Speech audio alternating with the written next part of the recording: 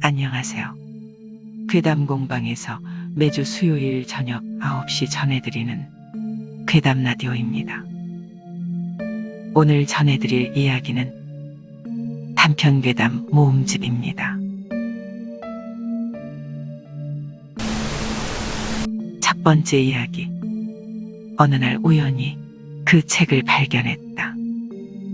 무료한 시간 동안 취미 생활을 해볼 요량으로 손인형 만들기 등의 가이드 서적을 찾던 내 눈앞에 그 책이 나타났다. 이쁜 그림이나 부드러운 재질감을 가진 다른 책들과는 다르게 굉장히 투박하고 밋밋했던 책의 겉표지는 심상치 않다는 감정을 내게 전달하고 있었다.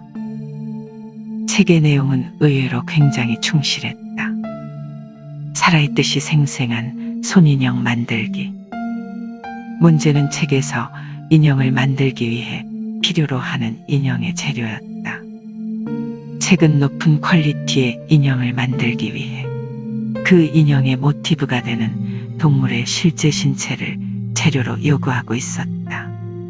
고양이, 강아지, 앵무새, 부엉이 등 책은 실제 존재하는 동물들의 신체를 이용하여 인형 만드는 방법을 기술하고 있었다.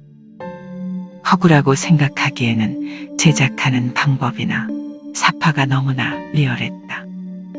단순 흥미 위주의 책이라기에는 동물 해부학에 관련된 책이라고 믿을 만큼 전문적이었다.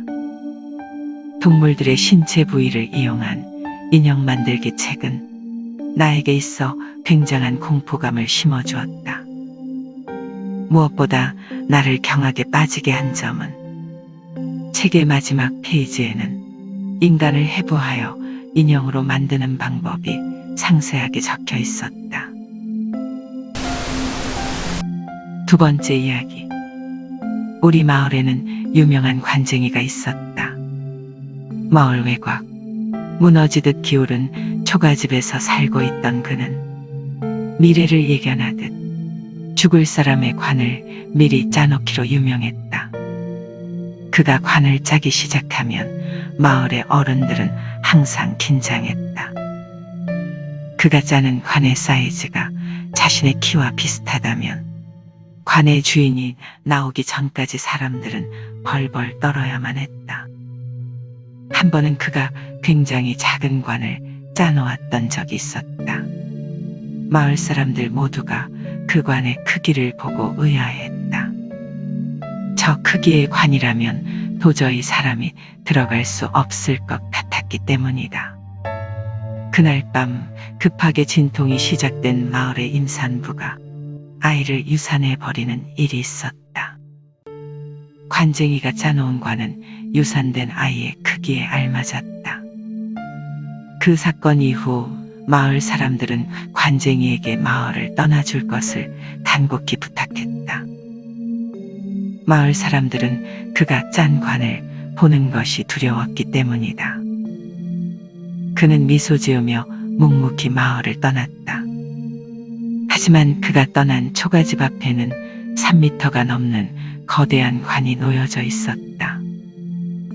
마을의 어른들은 그 관의 주인이 누구인지 도저히 가늠하지 못한 채 지금까지도 공포에서 헤어나오지 못하고 있다. 세 번째 이야기.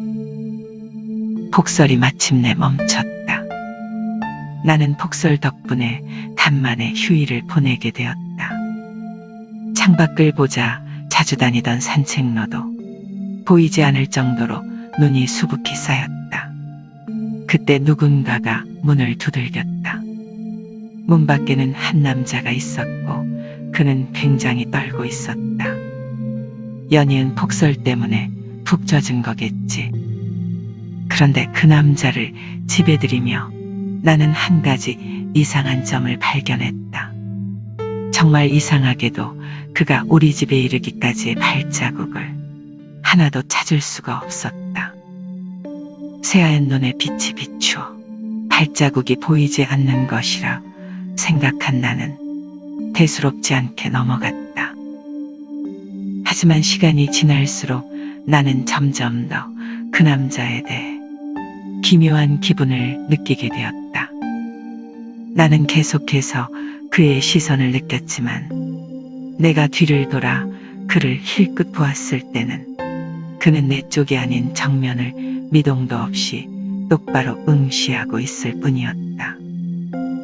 생각해보면 그는 말도 하지 않았다. 내가 그를 현관에서 집 안으로 들여보낼 때부터 그는 아무런 말도 없이 정면을 응시할 뿐이었다.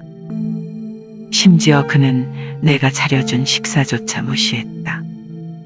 분명 굉장히 오랜 기간 굶주린 것처럼 보였지만 그는 음식에는 손도 대지 않았다. 그는 단지 거기에 앉아서 정면을 응시한 채 몸을 떨고 있을 뿐이었다. 그의 기묘한 행동에 첫모습이 기억났다.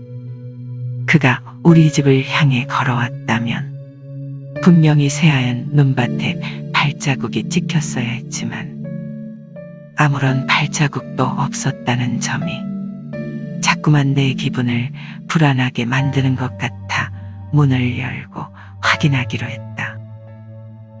내가 잘못 본 것이 아니었다. 하얀 눈밭은 그 어떤 발자국의 흔적도 확인할 수 없었고 분명히 폭설 이후 더 이상 눈이 오지 않았다는 걸 나는 알았다. 그렇다면 어째서 그 남자의 발자국은 저 눈밭에 찍혀져 있지 않은 것일까? 그렇게 저 남자의 정체를 생각하던 그때 나는 내 생각이 틀렸다는 것을 깨달았다. 놀랍게도 내가 발견하지 못한 곳에 발자국이 있었다. 다만 발자국은 길가에서 이어진 것이 아닐 뿐이다. 나는 방금 발견한 발자국을 따라 집의 측면을 확인했다. 뒷뜰을 가로질러서 할아버지께서 시문나무를 지나쳐 오랫동안 막혀있던 판자 너머를 확인했다. 그곳에는 내가 이사 오기 전부터 막혀있던 오래된 우물이 있었다. 발자국은 그 우물에서부터 시작되고 있었고 우물을 덮고 있던 덮개는 어디로 갔는지 보이지 않았다. 우물의 안쪽에는 무수히 많은 발자국들이 벽면을 가득 메우고 있었다. 갑작스레 시선이 느껴져 뒤를 돌아보자 그 남자가 나를 응시하고 있었다. 그의 두 눈은 마치 파낸 것처럼 텅 비어 있었고 눈에서 피를 흘리며 환영한다고 인사를 건넸다. 나는 드디어 그 남자가 어째서 나의 집을 방문했는지 이유를 알 수 있게 되었다.